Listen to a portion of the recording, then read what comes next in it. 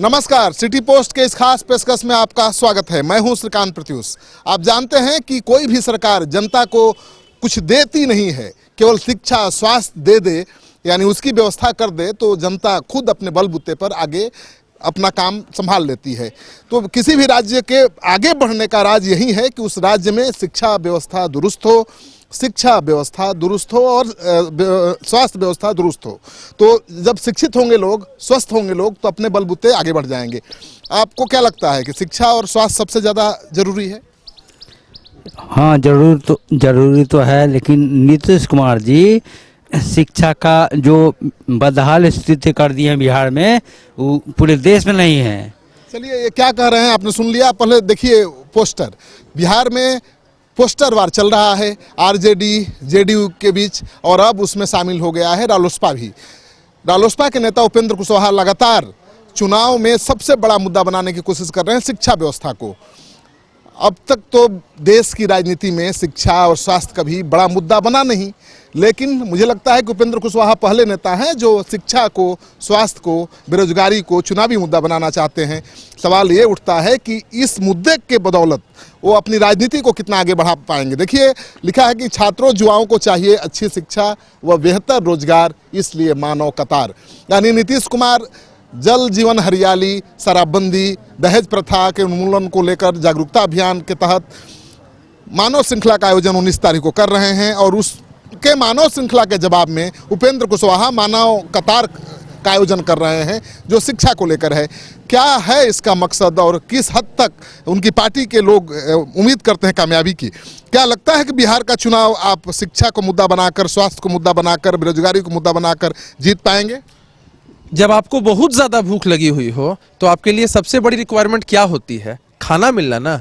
या आपको कोई आकर कहे कि देख लीजिए नया कपड़ा, इसको खरीद कर पहनना चाहते हैं, आप सामने वाले इंसान का यही कहेंगे ना कि उनका मानसिक संतुलन बिगड़ चुका है।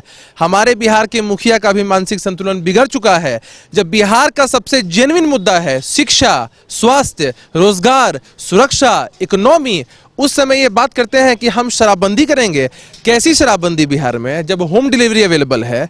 यह बात करते हैं कि हम दहेज प्रथा का उन्मूलन करेंगे, लेकिन इन्हीं के लोग दहेज लेते हैं। इतने सारे केसेस रिकॉर्ड होते हैं। अरे साहब, जो सबसे ज़रूरी काम है पहले उसको तो करिए, उसके पहले हमें खाना तो खिलाइए, उसके बाद ना हमें अच्छे अच्छे कपड़े पहनाइएगा। देखिए, आप जो जनता की जरूरत है उसको मुद्दा बना रहे हैं, देखने में सुनने में अच्छा लग रहा है, लेकिन क्या बिहार की जनता जाति मजहब से उठकर, ऊपर उठकर अपना मुद्दा बनाएगी शिक्षा को? देखिए, देश के विभिन्न राज्यों ने अपने हिसाब से जनादेश देकर, जो बेसिक रिक्वायरमेंट के मुद्दे हैं उनके हिसाब से जनादेश देकर मैंडेट दिया है वहां की सरकारों को, और तब जाकर सरकारें अच्छा काम कर पा रही हैं।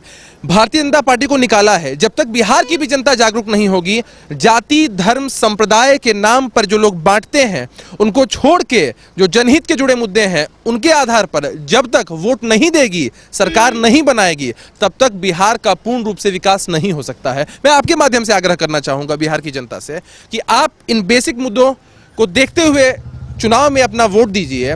जाति धर्म और संप्रदाय के नाम पर जो लोग बांटते हैं, वह जो लोग आपको बरगलाते हैं, उनके हिसाब से आप वोट मत दीजिए।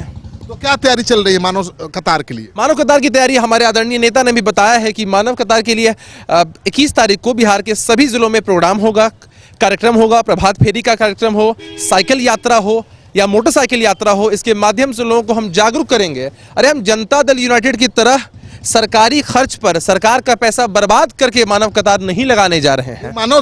जो आपके मानव कतार की तुलना तो नीतीश कुमार के मानव श्रृंखला से होगी निश्चित रूप से।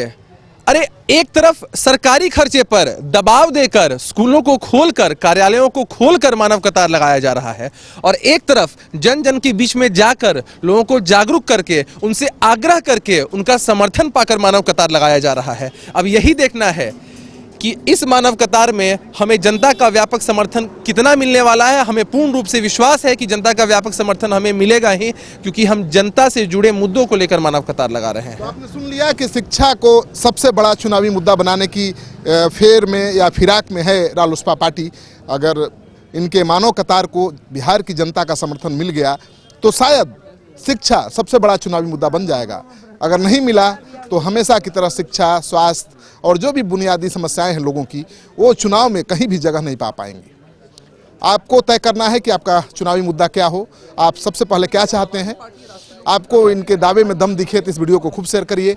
अगर आपने अब तक हमारा चैनल सब्सक्राइब नहीं किया है तो कर लीजिए। आपका सहयोग समर्थन सिटी पोस्ट के लिए बहुत मायने रखता है।